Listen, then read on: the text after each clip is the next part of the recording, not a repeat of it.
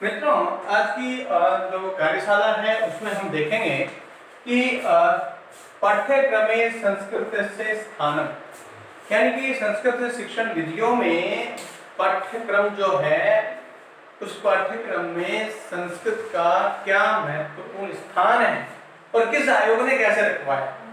हम बात करते हैं राधाकृष्णन आयोग की। सबसे पहले बात, जिसे विश्व विद्यालय आयोग कहा गया, 1948-49 में यह आयोग आया, राधाकृष्णन आयोग। इसने कहा संस्कृत भाषा को उचित स्थान दिया जाना चाहिए।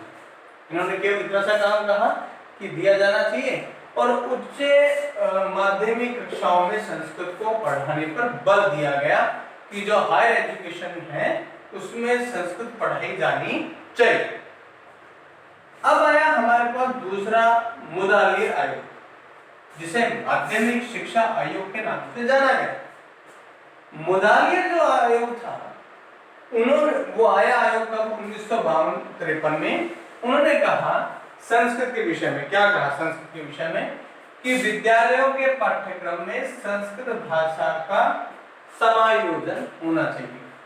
अब इसी चीज पे बात करें हम मित्रों कि सदियां बीत गई, भारतीय संस्कृति को देखते हुए हमसे पहले जो लोग आए वो भी चले गए, उनसे पहले आए वो भी चले गए, कल हम भी चले जाएंगे।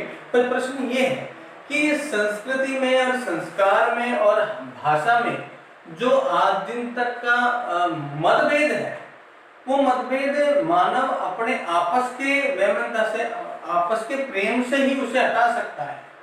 और बंधन, भाषा का कोई बंधन नहीं होता है, बंधन तो हम स्वयं बना देते हैं। और मैंने इसलिए यहाँ ऐसे इसलिए कह रहा हूँ क्योंकि एक संस्कृत भाषा एक ऐसी भाषा रही है शुरू से ही, जिसे सुप्रीम कोर्ट ने तो कहा ही है इसे धर्मनिरपेक्ष भाषा।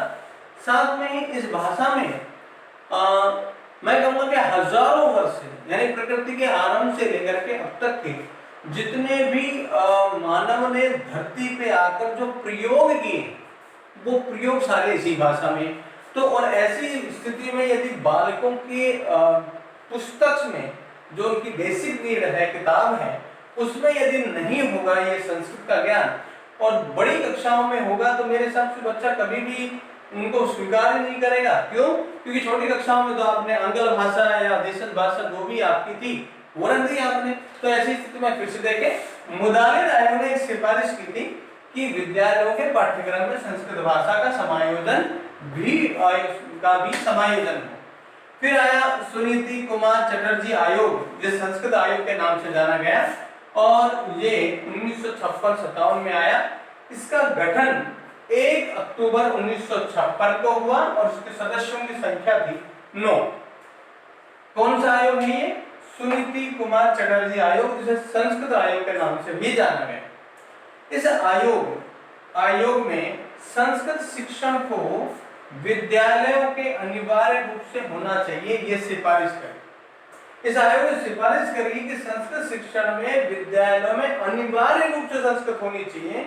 जैसे वर्तमान में उत्तराखंड और हिमाचल प्रदेश ने संस्कृत को अनिवार्य कर दिया है, वैसे ही वर्तमान में कर दिया गया है उन दोनों ही राज्यों में। वैसे ही हम यहाँ बात करें कि इस आयोग ने भी कहा कि संस्कृत शिक्षण में यदि विद्यालयों में यदि अनिवार्य नहीं होगी तो बच्चा इस भाषा की ओर नहीं जाएगा।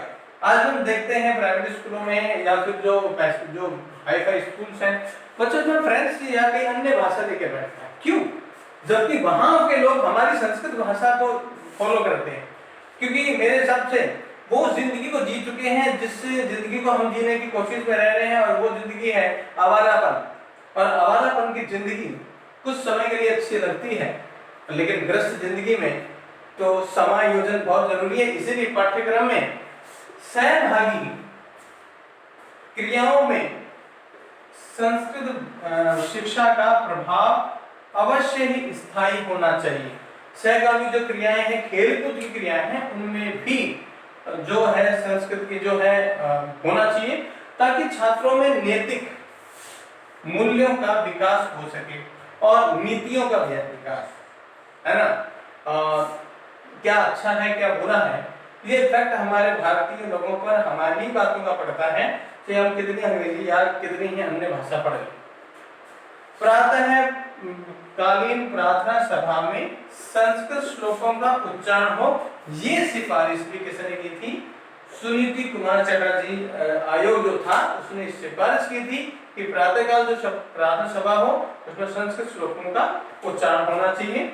फिर इन्होंने छठवां कहा संस्कृत भाषा संरक्षण के लिए तथा संवर्धन के लिए, फिर से देखिए कि क्या कह रहे हैं कि संस्कृत भाषा का संरक्षण के लिए और संवर्धन के लिए तथा विकास के लिए यह प्रतिवेदन आयोग था। ध्यान रखिएगा, प्रतिवेदित आयोग कौन सा था?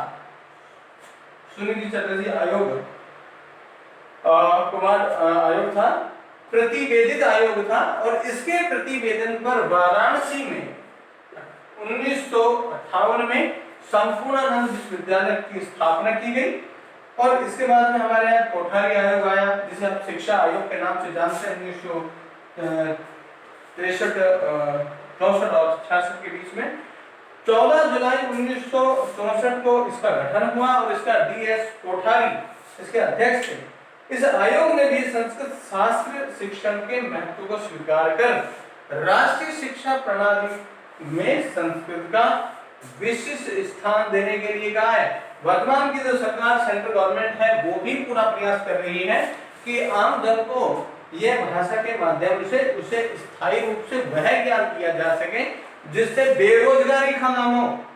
क्योंकि जिस तरह से आए दिन हमारी बेरोजगारी बढ़ती चली जा रही है उन देशों की तरह जहां पहले खुद के यहाँ बेरोजगारी थी, उसका कारण था उनकी भाषा। आज भी हम जब से हमने संस्कृत को छोड़कर अन्य भाषाएं अपनाई हैं, बताइएगा कि भारत में कितने % ऐसे लोग हैं जो आंग्ल भाषा पढ़ करके बहुत अच्छे धनवान हो गए, जबकि इस भाषा को समझ करके नौकरी नहीं करनी पड़ती। नौकरी करने वालों का छूता है, उसमें मेन कारण क्या है? क्योंकि इसमें संस्कार के साथ में वो आजीविका चलाने की भी तरीके हैं संस्कृत भाषा में, जिससे इंसान स्वयं सभ्य बनता है, दूसरे को सभ्य बनने की प्रयास करता है, करवाता है और माहौल शांत रखता है। जीवन का यही सुख है कि खुद शांत रहे, सामने वाले को शांत रखा जाए, संरक्षण खुद ले, सामने वाले को दिलाया जाए। और इसी के साथ में आज हमने देखा पाठ्यक्रम संस्कृत में हम नोट्स था।